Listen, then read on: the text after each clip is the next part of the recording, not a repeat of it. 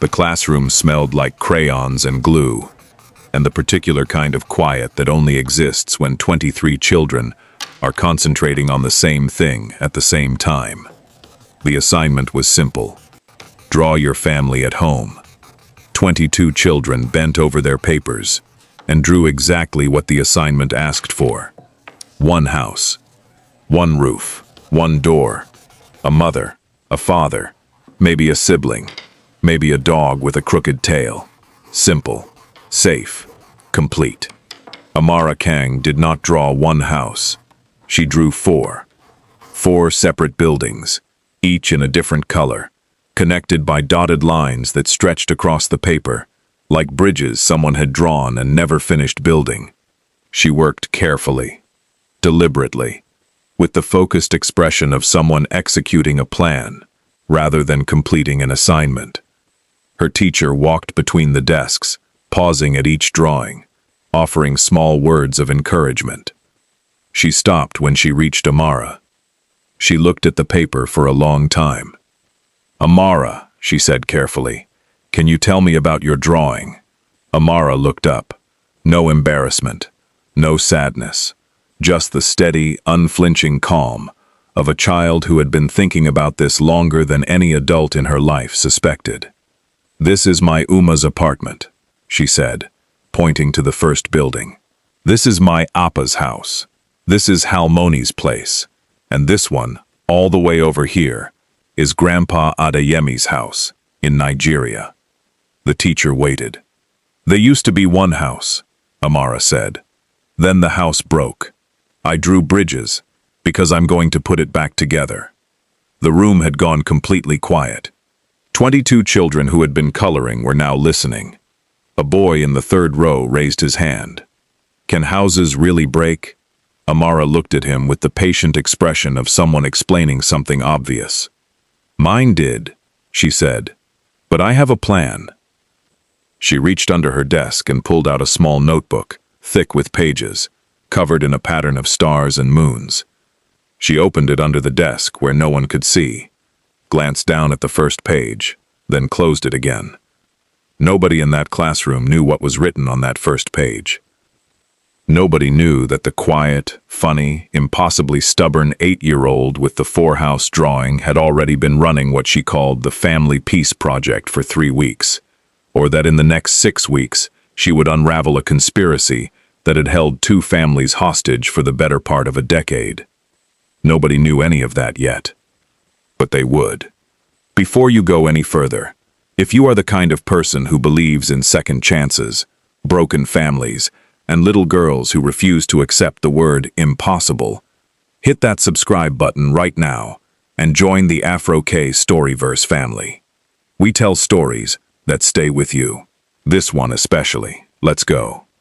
Zola Adeyemi Kang was the kind of woman who filled every room she walked into and quietly emptied herself the moment she walked out.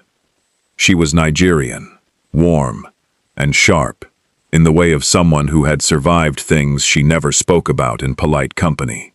She had lived in Seoul for 8 years now, long enough to dream in Korean sometimes and still curse in Yoruba when she dropped something, long enough to know which markets sold the right pepper for egusi and which dry cleaning shops would not stare at her hair. She had a good life, a careful, controlled, well-organized good life. She told everyone she had moved on from the divorce. She kept her wedding ring inside a sock drawer she had not opened in 2 years. She had not moved on. She had not even begun. Kang Min-jae lived 12 minutes away, in a house that looked like it had been designed by someone who confused expensive with comfortable. Everything in his home was precise, curated, and perfectly arranged. The home of a man who had taken all the chaos of his personal life and organized it into tight compartments where it could not spill into his professional one. He was successful. He was controlled. He was the kind of man who would drive past his ex-wife's apartment building on a Thursday night and never once slow down. He always took that route home. Always. In his home office, there was a desk with one locked drawer. Inside that drawer, there was a shoebox. Inside that shoebox there were photographs, a pressed flower from a first date, a handwritten note in Zola's handwriting that said, "You make me feel like I finally found the place I was always walking toward," and a collection of email drafts he had never sent to anyone. He had not thrown any of it away. He had also not opened the drawer in over a year. Between these two people, moving every week with a small backpack and a notebook nobody asked about, was Amara, 8 years old, funny in the way of children who have survived adult chaos, curious in the way of someone who noticed everything adults assumed children missed, stubborn in the way of a revolution that had decided it was right and was prepared to wait. She was the emotional center of a story that hadn't started yet. She was also the only person in either family who understood that the story needed to start immediately, because her father was getting married in 6 weeks, and she had 42 days to stop it. She had found the invitation 3 days before the school assignment. She had been at Min Jae's house, looking for juice in the kitchen, and found a cream-colored envelope on the counter with gold lettering. She opened it, read every word, photographed it with the old emergency phone her mother had given her, then placed it back exactly where she found it, walked calmly to her room, opened her notebook, crossed out step 3, and wrote underneath it, in capital letters, "Stop Daddy's wedding before it happens." Below that she wrote, "Time remaining, 42 days." Below that, in smaller letters, as if she were whispering it to herself, "I will not let them destroy 2 lives twice." The first move of the Family Peace Project's revised mission was what Amara privately called Operation Reunion, and it began with a school concert. She told Zola the concert was on Saturday at 3 o'clock, that it was mandatory for parents to attend, and that there would be refreshments afterward. All true. She told Min Jae the same thing, adding that the seats would be assigned, and he should arrive exactly at 2:55. She said this with such authority that he wrote it in his calendar without questioning it. She did not mention to either of them that the other would be there. They arrived at the same time. Zola walked through the auditorium doors and stopped. Min Jae was 3 paces ahead of her and had already turned around. The silence between them lasted approximately 4 seconds and contained 8 years of complicated history. Then a teacher came and ushered them to their seats, and they discovered that Amara had managed to place them 2 seats apart with an empty seat between them. Neither left, because Amara was on stage. The school children sang a Korean children's song about a family that weathers a storm together and comes out the other side, still holding hands. Amara stood in the middle of the group and sang directly at her parents, making prolonged, pointed eye contact with each of them in turn. Every other parent smiled. Zola and Min Jae looked at the stage, and both cried in the same private, controlled way, dabbing their faces carefully when they thought the other was not looking. They were both wrong. Amara noted this in her book afterward. They both cried. They both tried to hide it. They're both terrible at hiding it. The second move was a birthday dinner. Amara told Grandmother Han, Min Jae's mother, that she wanted to celebrate her half-birthday at a particular restaurant in Mapo, and that she would be devastated if Halmoni was not there. She said devastated very carefully, in Korean, with her lower lip trembling in the way she had perfected over years of navigating adult reluctance. She told Grandfather Adeyemi, on a video call from Lagos, that she wanted to eat at this same restaurant with him on Saturday, that she missed him desperately, and that she had something important to show him if he could fly in for a surprise visit. Grandfather Adeyemi flew in. He walked into the restaurant and found Grandmother Han already seated. What followed could charitably be described as a standoff. Grandfather Adeyemi stood in the entrance for 11 seconds before Amara grabbed his hand and pulled him to the table, already seated between them, beaming with a smile that dared both grandparents to embarrass her on her half-birthday. They sat. They did not speak. They ate the most uncomfortable meal in the history of Korean cuisine, but they ate it. At the same table, in the same room, for the first time in 8 years. Amara marked it in her notebook as a partial victory. The third move was the parent-teacher conference. This one required less engineering, because the school naturally sent notices to both parents. But Amara made sure both arrived at exactly the same time, by giving each of them a slightly different start time, that converged at 2:45 in the hallway outside her classroom. They stood in the hallway, while the teacher finished with the family before them. 3 minutes of silence. Then Min Jae said something small. He mentioned that Amara had mispronounced a particular Korean word that week, in the same specific way that Zola had always mispronounced it when they were first together, swapping 2 syllables that most non-native speakers always swapped.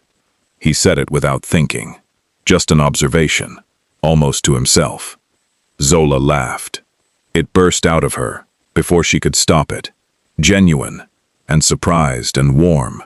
The laugh of someone who has been holding something in for so long, they forgot what it felt like to let it out. Min Jae looked at her. For 3 seconds, the wall disappeared. Not the divorce, not the years of silence, not the carefully maintained distance. All of it simply vanished, and they were just 2 people who shared a daughter, and a history, and a particular pronunciation error. The teacher opened the door. The wall rebuilt itself instantly. But Amara had watched those 3 seconds from around the corner of the hallway, and she wrote in her notebook that night, 3 seconds. Next time I need 10. She was calculating. She was relentless. She was 8 years old, and she was the most dangerous person in her family. The overheard conversation happened on a Tuesday night. Amara was staying at Grandmother Han's house, which was large and elegant, and full of the particular kind of silence that lives in homes where everything is kept beautiful and nothing is discussed. She was supposed to be asleep by 9. She was not asleep. She heard Grandmother Han's voice from down the hall, low and controlled, the voice of someone accustomed to having private conversations that never got discovered. Amara slid out of bed and pressed herself against the wall of the hallway, the notebook clutched to her chest. I told you, Grandmother Han was saying. It was necessary. He would never have left her on his own. You know that. A pause while the other person spoke. No, she can never find out.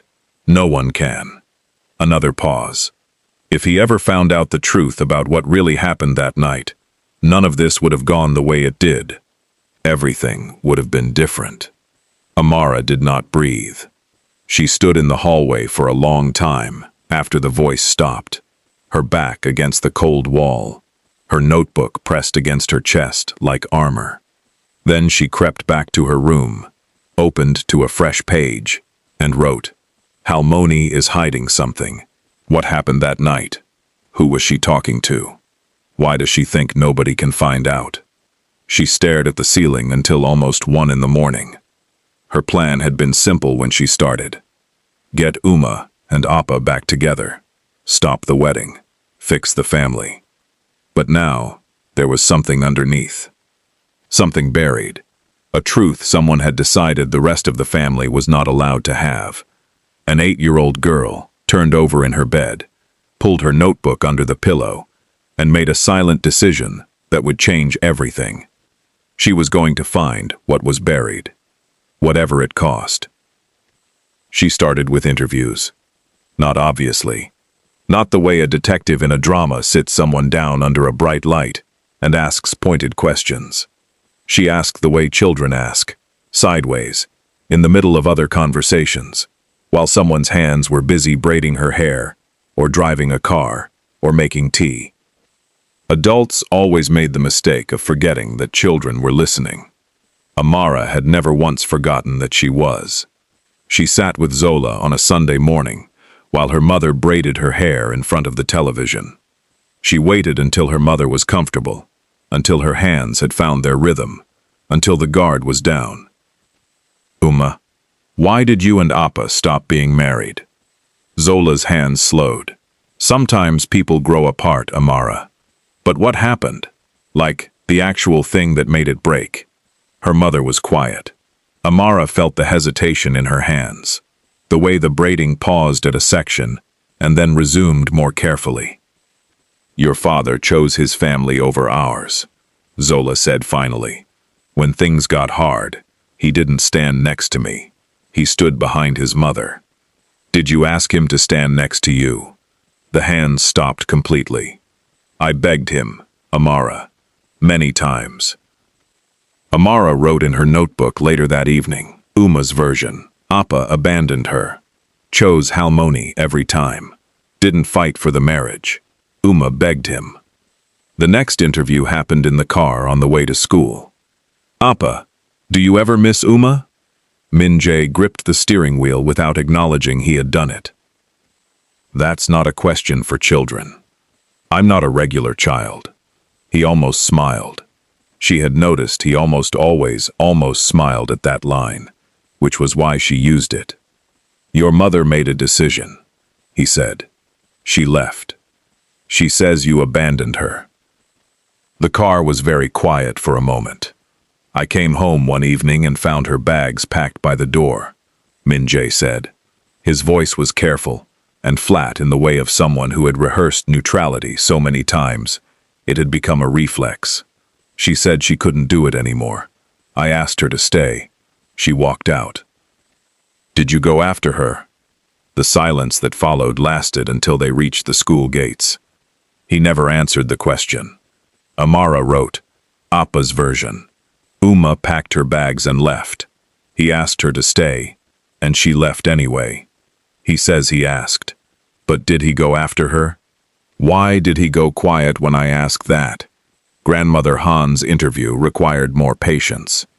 Amara brought tea, sat beside her on the sofa, and waited through 20 minutes of a Korean drama before asking, very softly, what Zola was like when she first came to Korea. Something moved across Grandmother Han's face, a complicated weather system that lasted only a second before it organized itself back into composure.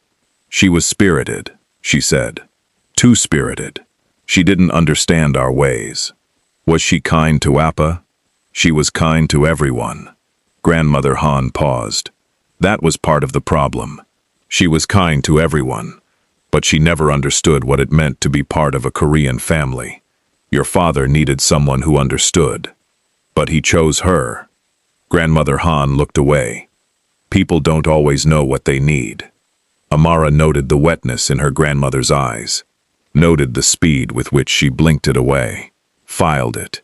She wrote, Halmoni's version. Uma never fit in. Marriage was a mistake. Halmoni believes she was protecting him. But her eyes got wet when she said spirited. She wiped them fast. She didn't want me to see. I saw.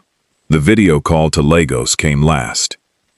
Grandfather Adeyemi filled the screen with warmth and Lagos sunshine and a big smile that she had learned, over years of watching adult faces, to look behind rather than at. Grandpa, what do you remember about Uma and Appa's marriage?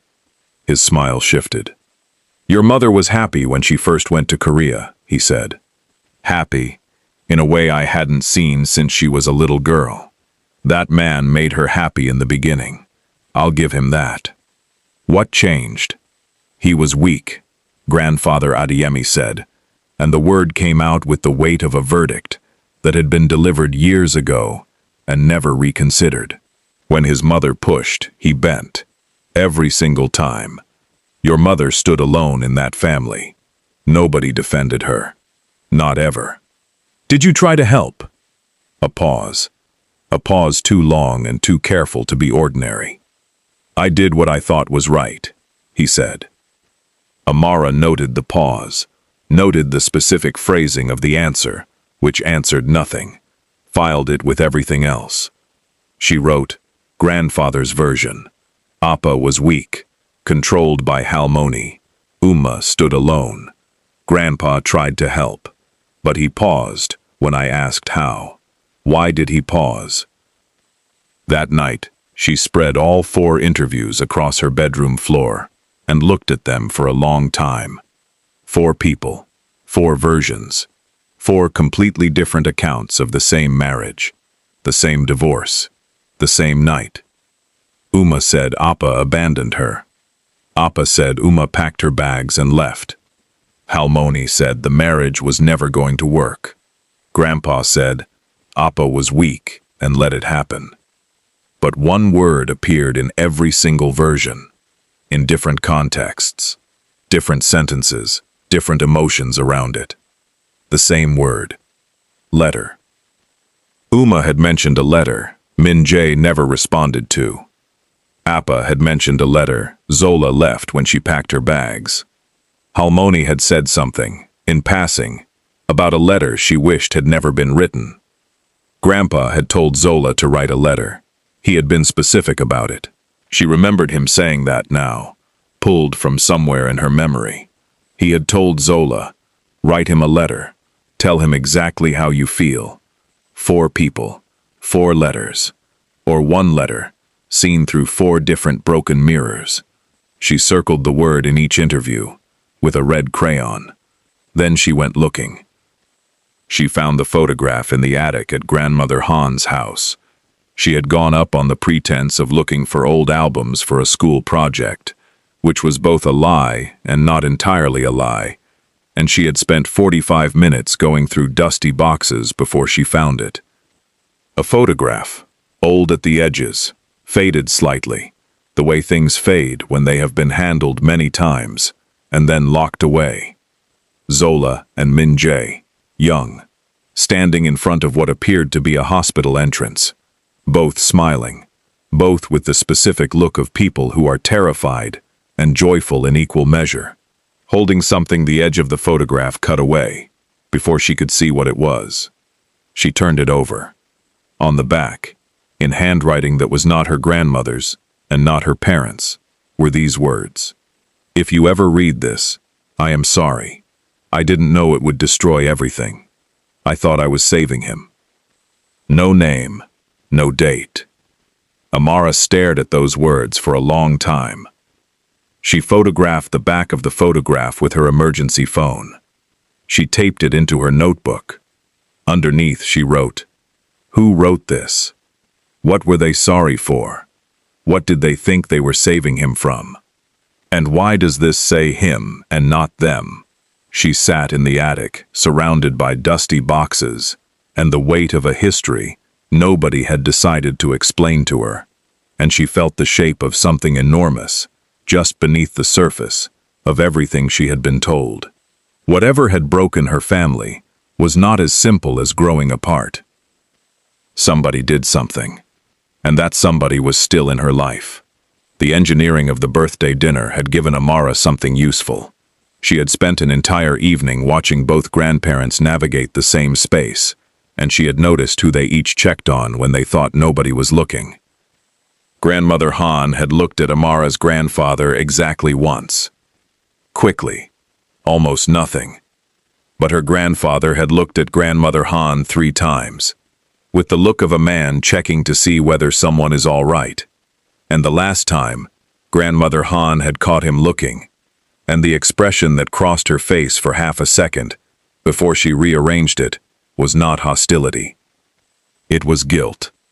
Amara filed that away and focused. The photograph's handwriting did not belong to Grandmother Han.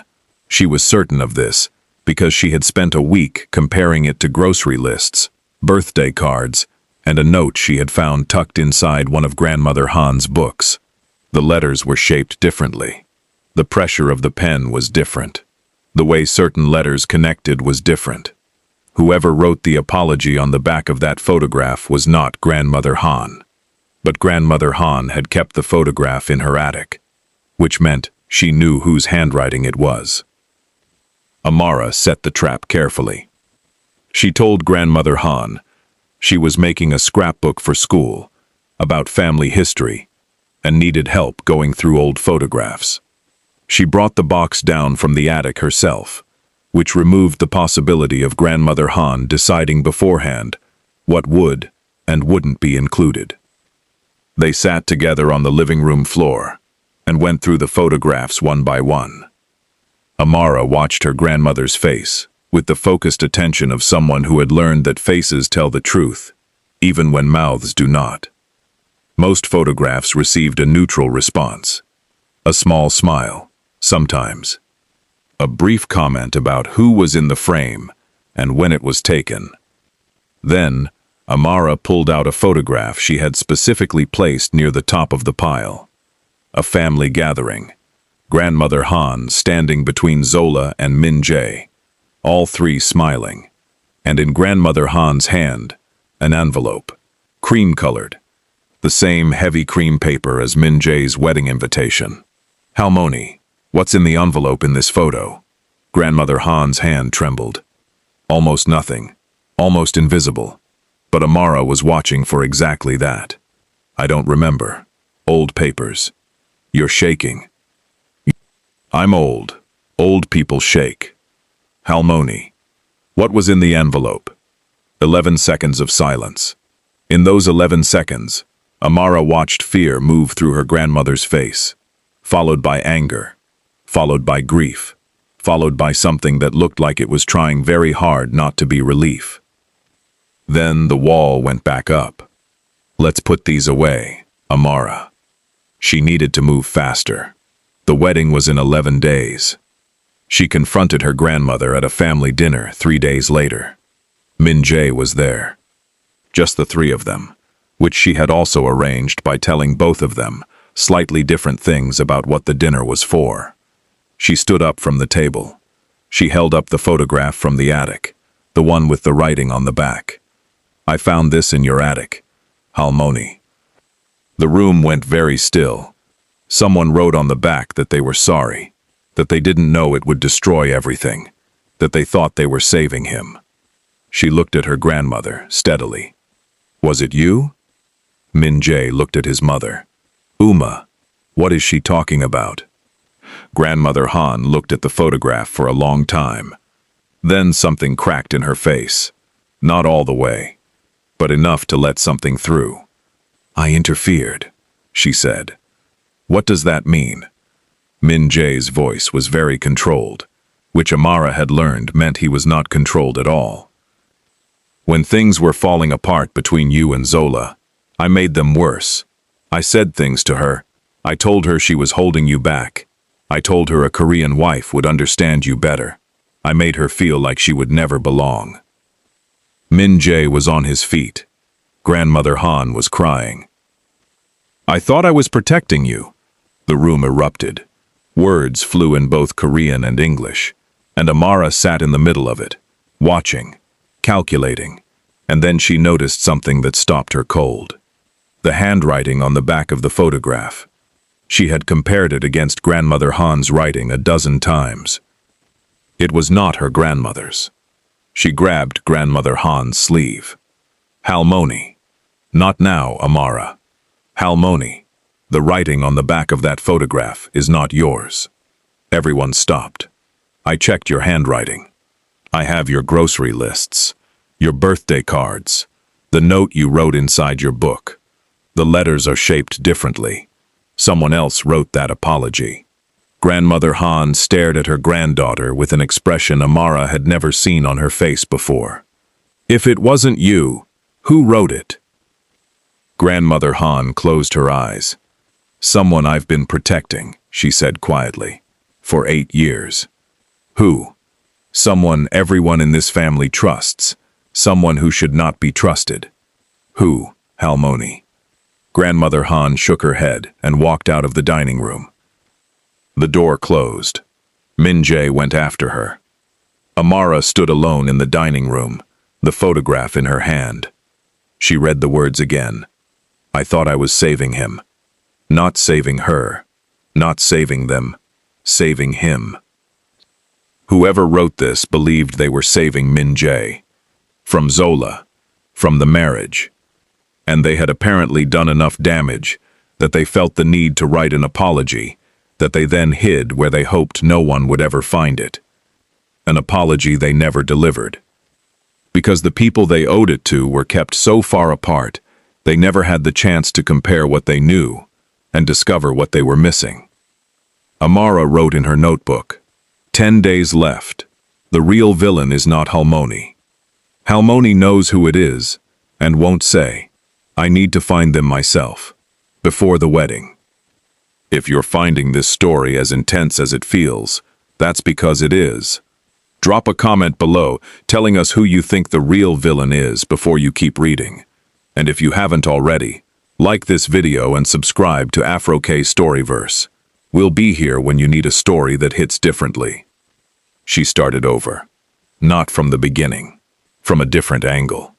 She went back through Zola's journal, the one kept during the final year of the marriage. Zola had never shown it to her. She had found it at the back of a closet, inside a box that smelled like cedar and old paper. She read every entry. Entry after entry of Zola, describing conversations with Min Jae that went wrong, in ways she couldn't explain. Messages he claimed never to have received. Calls he insisted she never made. A widening gap that appeared to grow faster than any natural distance between two people. And then, appearing in entry after entry, one name. Auntie Suyeon, Min Jae's cousin. A woman who had been close to both families for years. A woman who seemed to be present at every significant moment of the marriage's unraveling. He said he never got my message, Zola had written. How is that possible? I sent it through Suyeon directly. He accused me of not responding to his calls. I never received those calls. Suyeon says he did call, but I have no record of it. Suyeon told me today that he said he's done, that I should let him go. But that doesn't sound like him. Or maybe it does, and I've just been refusing to believe it. Amara underlined every mention of Suyeon. She counted them. 14 entries, 14 mentions, and in every single one, Suyeon appeared at the exact moment when a misunderstanding deepened. A message was lost. A conversation went wrong. She mapped it in her notebook. Every time something broke in the marriage, Suyeon was in the middle. She thought about what she knew of Suyeon. She was Min Jae's cousin, 10 years older than him, who had known him since they were teenagers. She came to family dinners. She brought Amara presents. She checked in on Zola after the divorce, called regularly, sat with her through difficult evenings. She had been described by Zola many times as the only person from Min Jae's family who stayed. Amara wrote that down and stared at it. The only person from his family who stayed. The bridge between the two sides. The person trusted by everyone. The person who was always in the middle. The person who was always listening. She pulled out photographs from the family albums grandmother Han had let her borrow. She found 12 photographs of Suyeon at family events. In 11 of the 12, Suyeon's eyes were on Min Jae. Not the way a cousin looks at a cousin. Something else. Something that looked like longing, carefully dressed up as affection. Amara was 8. She did not have a word for what she was seeing, but she understood it. She called grandfather Adeyemi. Grandpa, do you remember Auntie Suyeon? The silence was immediate and different from his other silences. Why are you asking about her? She's in Uma's journal many times. She was always there when bad things happened. A long pause. Amara. Suyeon came to see me once, after the divorce. She said she wanted to help your parents reconcile. Did she? She told me that Min Jae had already moved on, that if Zola kept reaching out, it would only cause her more pain. She told me to convince your mother to stop trying. And you believed her. She was family, Amara. His family. Why would she lie? Amara's voice was very quiet. Because she wanted him for herself. Her grandfather said nothing, for a long time.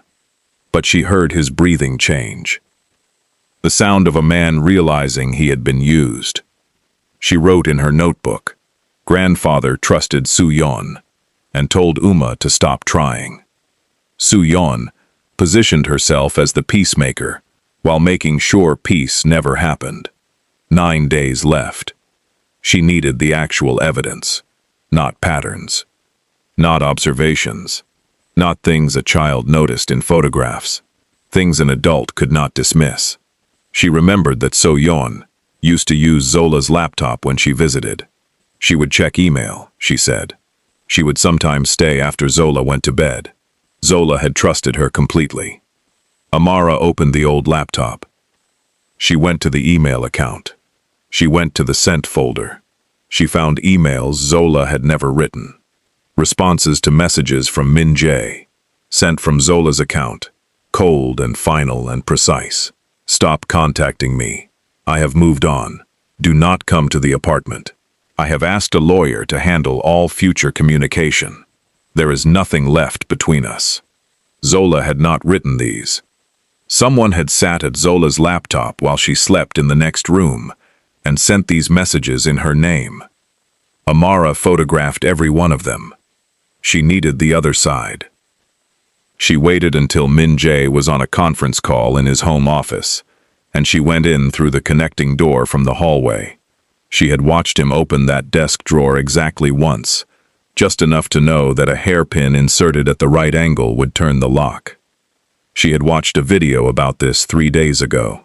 She opened the drawer, the shoebox. She went through it carefully, replacing everything in order: the photographs, the pressed flower, Zola's handwritten note, and underneath everything, printed emails, the same cold, dismissive messages she had found in Zola's sent folder. Min Jae had these printed and kept. He had read them. He believed Zola had sent them. He had believed for 8 years that the woman who wrote "You make me feel like I finally found the place I was always walking toward" had looked at everything they built together and reduced it to, "There is nothing left between us. Do not contact me again." Underneath the printed emails, something else. Drafts. Emails Min Jae had written and sent, but which had bounced back as undeliverable. She looked at the email address he had been sending to. It was almost Zola's address. Almost. Off by a single character, a hyphen, where there should have been an underscore. Someone had changed the contact information in his phone. 1 character. Every email he sent to Zola for 8 years had disappeared into nothing. She checked Zola's laptop. The email address for Min Jae stored in her contacts was also wrong. Off by the same kind of single character, both of them altered, by the same person, using access to both their devices. A person who visited both homes. A person both of them trusted without question. The shape of it was now clear and complete and terrible. So-yeon had built the walls. She had maintained them. She had made it technically impossible for either of them to reach the other, and then she had stood on both sides of the wall and told each of them that the other had chosen silence. For 8 years. Every letter Zola gave her to pass along, never delivered. Every message Min Jae asked her to relay, rewritten or swallowed. The reconciliation dinner Min Jae had tried to arrange 2 years after the divorce, asking So-yeon to reach out to Zola. So-yeon told him Zola refused. She told Zola it was a pity meeting, arranged by the family, and that Min Jae had no genuine interest in reconciliation. Neither went. Neither knew the other had wanted to. And then Amara found the email that broke the story open like a fault line. In the shoebox, between the printed emails, a draft Min Jae had written 3 months after the divorce. Never sent, because the address was wrong, and it bounced back. He had kept the bounce back. He had kept everything. The email read, "Zola, I don't know if you will ever read this. I came to your apartment last night. I stood outside for 2 hours. I wanted to knock. I wanted to beg you to come home. I want Amara to grow up in 1 house, not 2. I want to hear you laugh at my terrible cooking again. I want to watch you dance in the kitchen when you think nobody is looking. I miss you in ways I don't have Korean or English words for. Maybe there is a Yoruba word. You always said Yoruba had words for things other languages could not touch. I am sorry. For not being strong enough when I should have been. For not standing between you and my mother the way I should have. For letting you walk away when I should have walked with you. If there is any part of you that still believes in us, please answer. The email had never arrived. Zola had never read it. She had never known he stood outside her door. She had never known he wanted to come home. And he had taken her silence as her final answer. Amara sat on the floor of her father's office, holding the printed bounce-back email, and she cried. Not the way children cry about scraped knees and lost toys. The way a person cries when the world is revealed to be more deliberately cruel than they had imagined. The kind of crying that does not make noise, because it is too big for noise. She wiped her face, opened her notebook. Evidence. Complete. Emails. Suyeon sent. From Uma's account. Emails. Appa sent. That never arrived. Both contact addresses changed by one character. 8 years of stolen conversations. 8 years of manufactured silence. The wedding is in 8 days. Suyeon stole everything. I'm going to give it back. She had not considered Yoon-soo at all in her calculations. Yoon-soo had existed in the plan as an obstacle, the woman who would become her stepmother, the woman whose wedding she was trying to prevent. She had not thought about Yoon-soo as a person. She was about to discover she should have. Yoon-soo was not oblivious. She had noticed, over the months of the engagement, the particular quality of silence that came over Min-jae when certain songs played, or when Amara mentioned her mother without thinking. She had noticed the locked drawer, and the fact that he had given her the key weeks ago, as a gesture she understood was supposed to mean something, but he had never once opened it in front of her. She had noticed the restaurant he chose for their first date, the specific route he took home, that she eventually understood, past her apartment building. She loved Min-jae. She was not going to build her life on someone else's grief. 3 days before the wedding, after a sleepless night, she opened the drawer with the key he had given her. She found the shoebox. She went through it carefully. The photographs, the pressed flower, Zola's handwritten note, which she read once, and then placed back without reading again. And then a piece of paper that was clearly recent, the ink still fresh-looking, in Min-jae's handwriting. She read it. I am marrying Yoon-soo in 3 days. She is a good woman. She deserves better than a man who still reaches for someone else in his sleep. She folded the paper, put it back, locked the drawer, and then she went to see Suyeon. Not to confront her, to ask questions casually, the way one woman asks another about shared history, and to listen to what slipped through. And things slipped through, because Suyeon had been doing this for so long, and with such confidence in never being suspected, that she had grown careless. I helped set up their email forwarding years ago, when they were having technical issues. Suyeon mentioned. I was the one who told Min-jae that Zola needed space after the divorce. He would have gone back, otherwise. You know how he is. Yoon-soo heard this, and understood everything. She sat with Min-jae that evening and said, Do you love me? Of course. Do you love me the way you loved her? The silence that followed was not hesitation. It was honesty, trying to find a way through a man who had spent 8 years building walls against the very truth she was asking him to face. He began.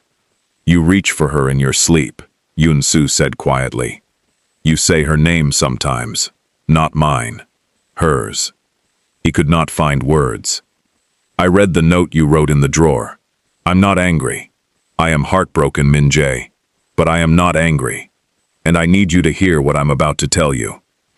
She told him what Suyeon had said, about the email forwarding, about the advice to give Zola space, about the careful, consistent positioning of herself as the concerned intermediary who always seemed to arrive with news that pushed them further apart.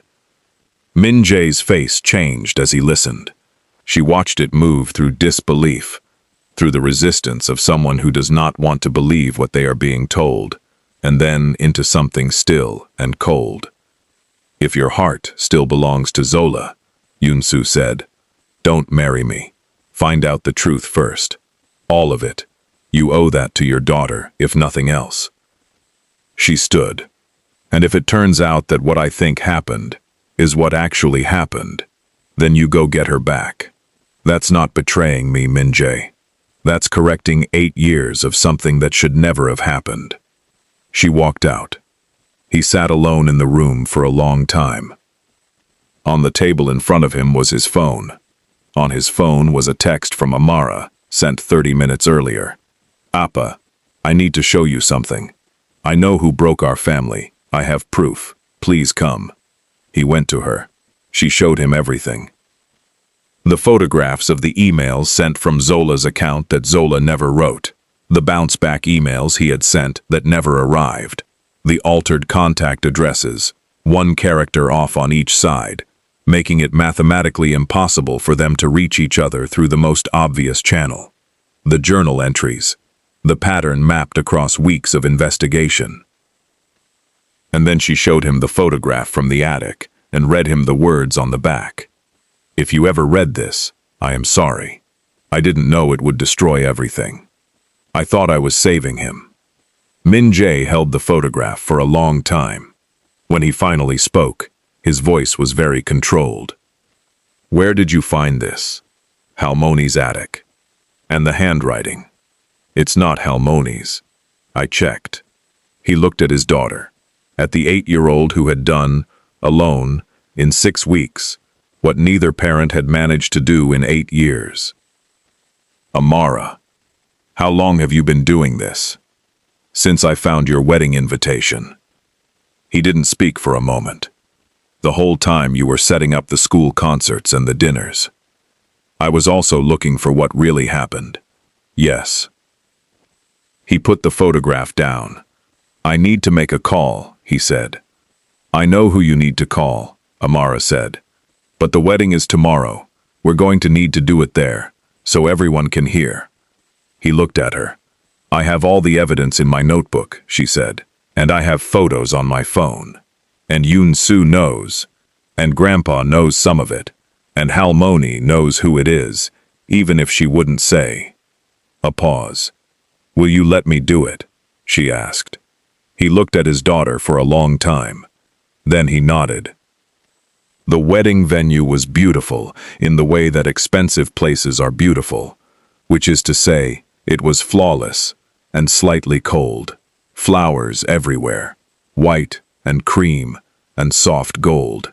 Guests arriving in their best clothes, filling rows of elegant chairs. Soo-yeon was there early. She was always there early, always helpful, always precisely positioned at the center of things. She greeted guests. She helped rearrange a flower arrangement that wasn't quite right. She smiled at everyone and accepted compliments about the beautiful venue. Grandmother Han arrived and sat in the front row. She did not look at Soo-yeon.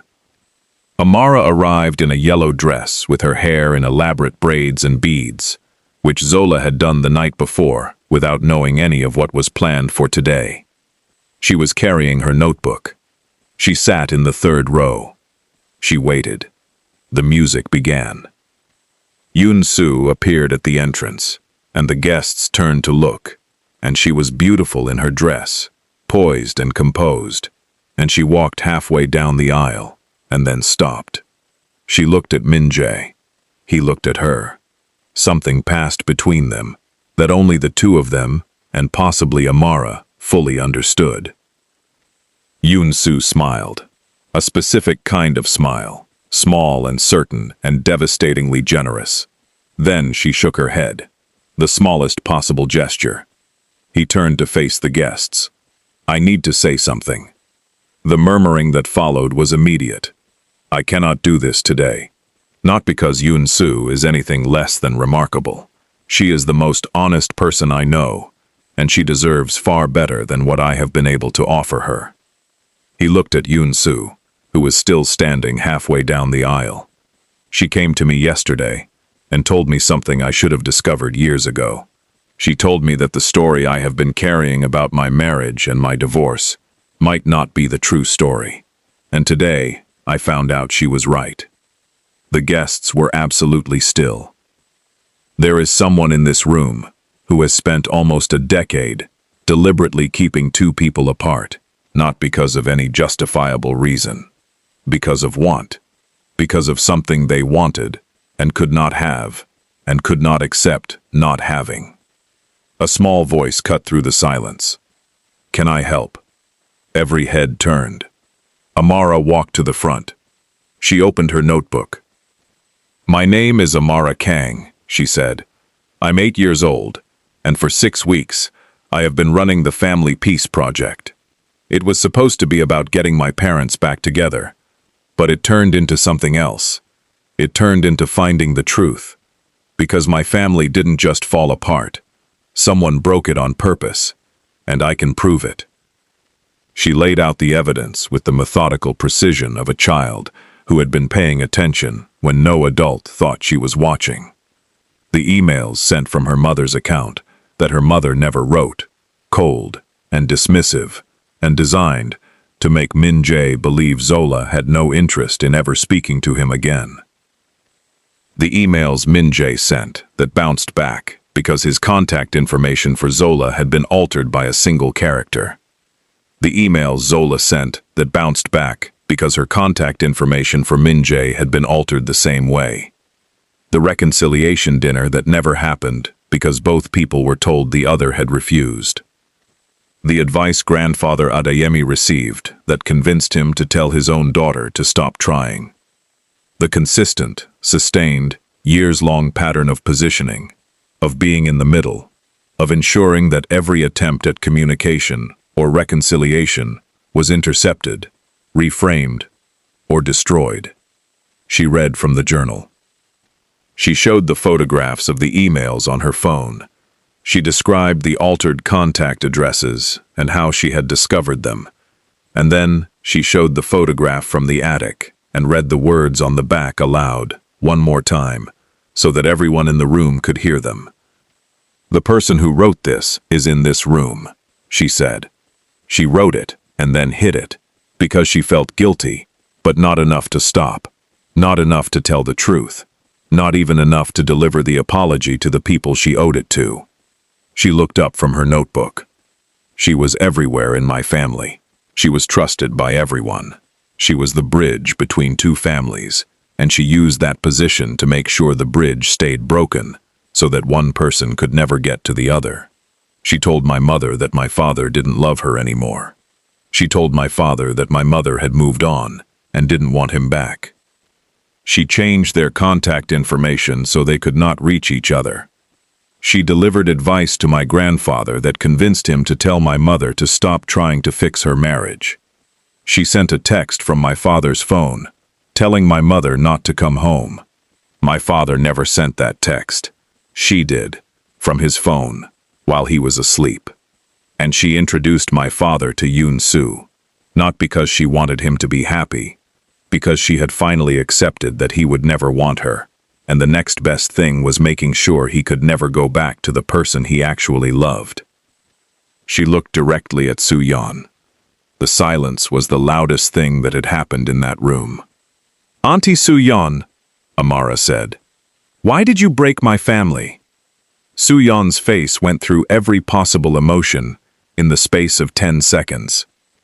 Shock, denial, calculation, the visible search for an exit that did not exist, fear.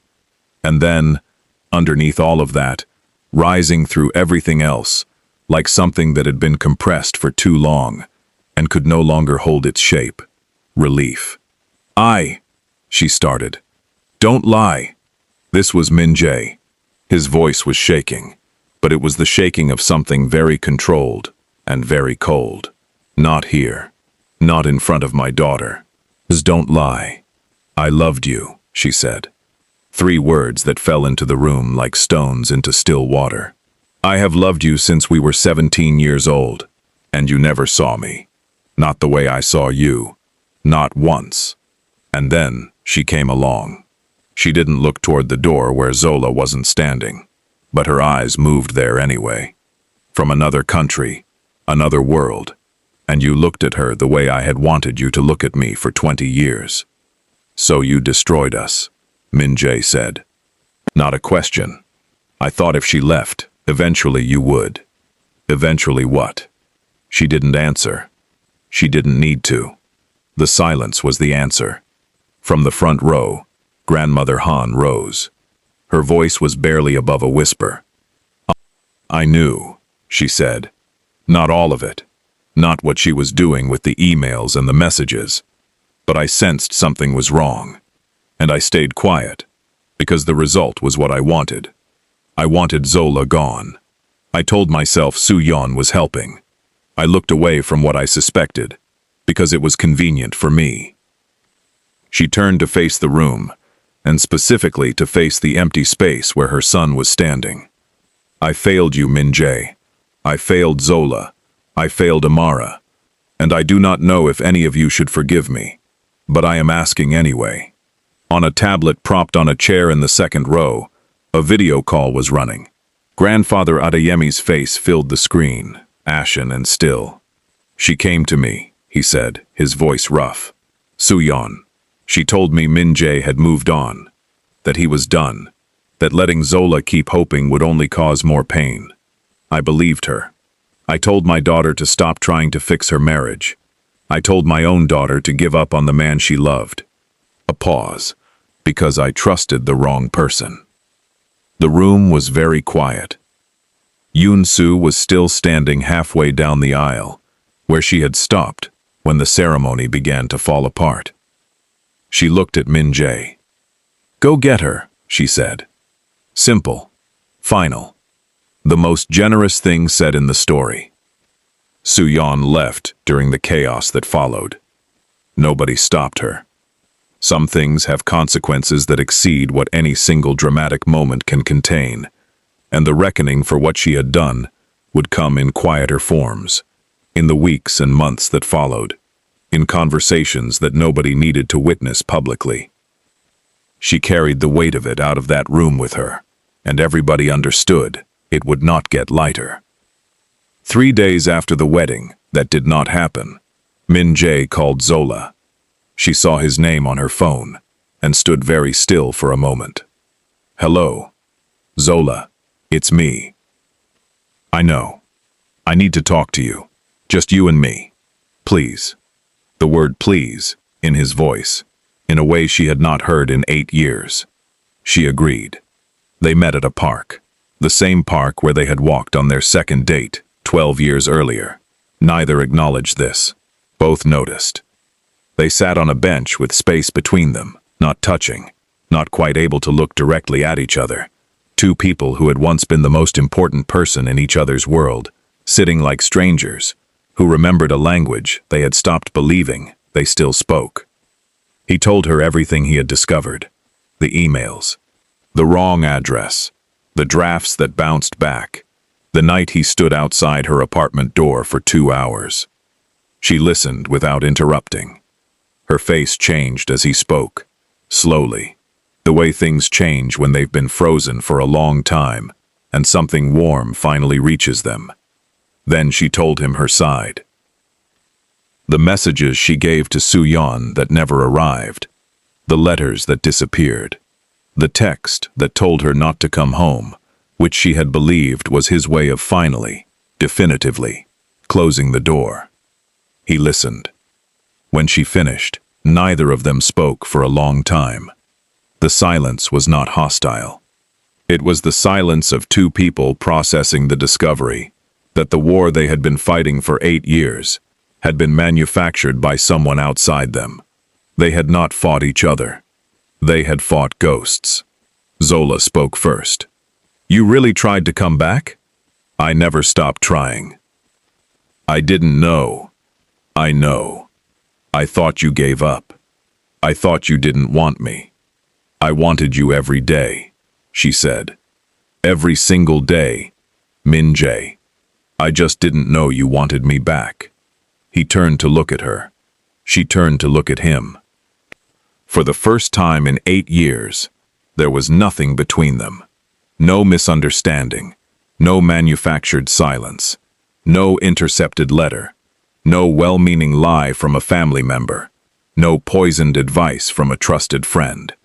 Just Zola and Min Jae, two people who had loved each other through a decade of engineered separation and arrived, finally, at the truth. "What do we do now?" she asked. "I don't know," he said. "We can't go back." She flinched.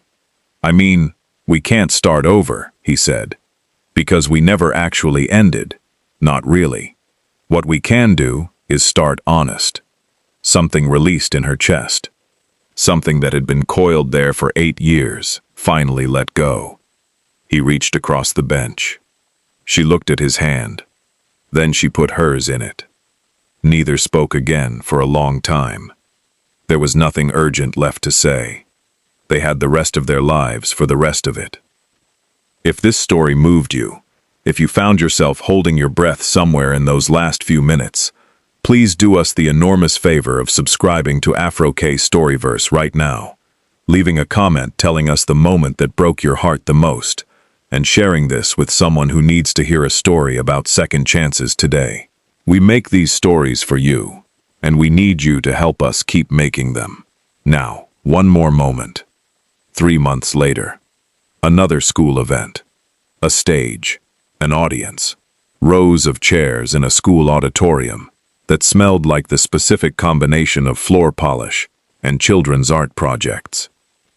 Amara walked to the front of the stage in a yellow dress, her hair in braids with beads that clinked softly when she moved.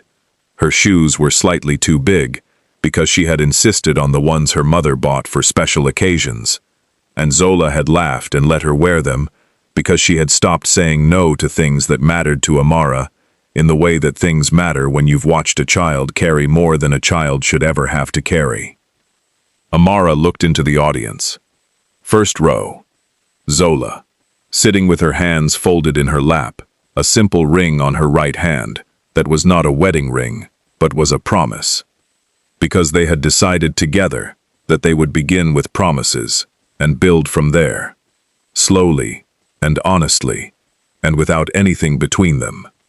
Min Jae, sitting close enough that his shoulder touched hers, his hand resting on the back of her chair, in the way that spoke of someone who had learned, finally, not to maintain careful distance from the things he loved. Grandmother Han, beside them, smaller somehow, as people sometimes become after the weight they have been carrying, is finally named and acknowledged. She and Zola were not yet friends, but they were no longer enemies. They were two women, learning to build something for which neither of them had an exact word, and they were doing it one dinner, one careful conversation, one small act of recognition at a time. Grandfather Adeyemi, in his best Agbada, having flown in from Lagos, dabbing his eyes periodically, and informing everyone nearby that Seoul had unusually aggressive seasonal allergies. Nobody agreed. Nobody corrected him.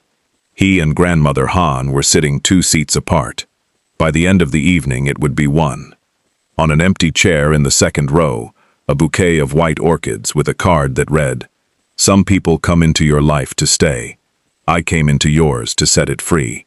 Be happy. Yoon Soo." Amara did not know about the card yet. She would find it afterward. She would keep it in her notebook forever, pressed flat between 2 pages. She would never show anyone. She held up the notebook, the one that had traveled with her through 6 weeks of investigations, confrontations, discoveries, setbacks, and revelations. The one with stars and moons on the cover and a spine that was starting to separate because she had opened and closed it hundreds of times. She opened it. She flipped through it slowly, letting the audience see fragments. Failures, wrong turns, dead ends, disasters, the dinner that became an argument, the school concert that almost made things worse, the photograph that pointed in the wrong direction before it pointed in the right one, The nights she lay awake certain she had run out of time. She flipped past all of them, to the final page.